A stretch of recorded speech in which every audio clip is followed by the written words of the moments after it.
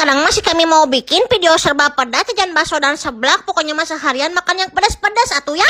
Tapi sebelum jajan serba pedas sih kami rek nge-review heula atas snack yang paling berisik sejagat TikTok ceritanya. Namanya teh Kriptok dari Bitter Sweet by Najla. Pantesan we atuh meni rame kieu FYP di TikTok. Berikut si Pariana teh ya dua rasa cerita heula. Yang pertama si kami cobaan heula rasa pedas daun jeruk. Wah tinggali daun jeruk lagi nih kuat kaguruntulan kitu bener-bener nyata. Barang dibalawakeun teh alah si aing mau nih bener-bener crispy pisan. Si teksturna teh bener-bener crispy maksimal tapi gluten free cenah alias sehat itu ya. Malamun kadaharan loba-loba ge moal khawatir atuh apalagi rasa keju pedasnya malah syata tingali bumbuna bener-bener loba pisan barudak. Pantesan we atuh udah dibuatnya juga dari jagung, terus proses pembuatannya juga dipanggang. Ini mah bukan digoreng jadi bener-bener tambah sehat lamun kadaharan nu kieu mah. Montong ditanyakeun geus puguh paparit saya mah rasa keju pedasna karena bener-bener unik pisan rasana teh keju tapi lada kitu heueuh. Jelly asina teu waduk.